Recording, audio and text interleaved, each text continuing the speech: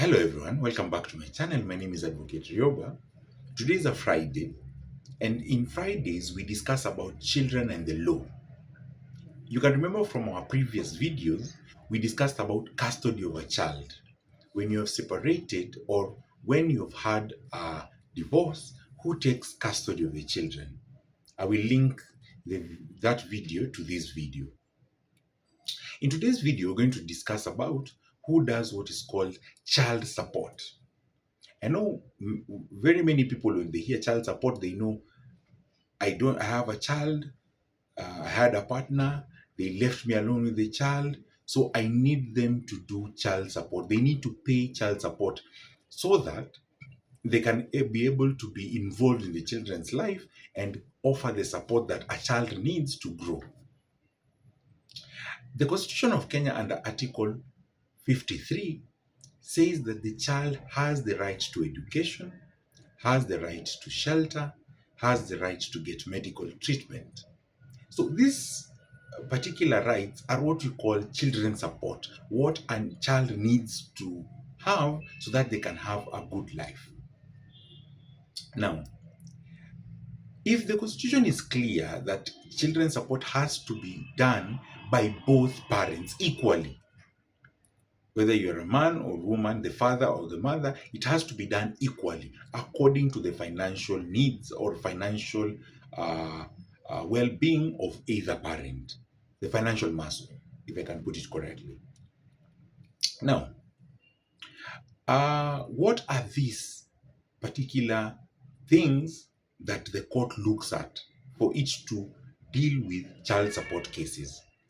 Now, let's say you're a father or mother and you're saying that person left me with a child without helping in any way. They're not paying the education, they're not paying the medical treatment, anything. So what do I need to do? So you approach court and institute a suit, a case. This case will actually state which of the rights that I've mentioned above have not been followed by that parent. Then you will institute that case in a children's court, stating he doesn't pay education, he doesn't pay for the food, he doesn't pay for the medication, so I want to sue him for child support or sue her for child support. Now, after you institute this suit or the case, you serve the other spouse or the other parent. Then they will come to court and say that maybe they are not even my children. So a DNA test can be given by the court, or I don't have money.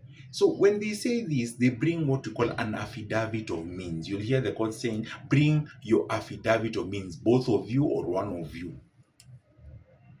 In the affidavit of means, you will write your assets, your liabilities, your expenses. A person might come and say, I have other children. So the money that I have is this. Whatever she's asking for is this. I cannot be able to manage. Or I can only manage this amount of money.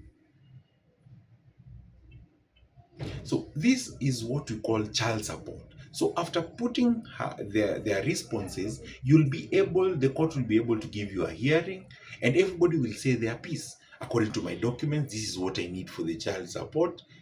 This is what I want from the respondent, the person who you have served the case. And then the respondent will say, okay, this is my affidavit of means. This is what I can afford. This is what I spend every month, and so forth and so forth. Then the court will make a determination that because you're the parent, you have to chip in, but until this place, because according to your financial capacity, this is what you need to pay. It's also a means to control somebody not to extort the other partner and say some figure that is so high that even the other partner cannot be able to pay. And you have to remember, if the court state that you need to support your child or you have to support your child in this particular manner, you have to follow it. Otherwise, you'll find yourself a guest at the Kenyan prisons. So kindly, I hope it's understood what child support is and what you need to do. So in the next video, we are going to discuss about other rights that a child need to survive and how those rights can be enforced through the court. Until next time, kindly subscribe to my channel, like the video, and share it with people who this information will be important to. And if you have any questions, my contacts are in the bio. And also, you can leave a comment. I'll be able to answer your questions as well as I can. Until the next time, stay safe.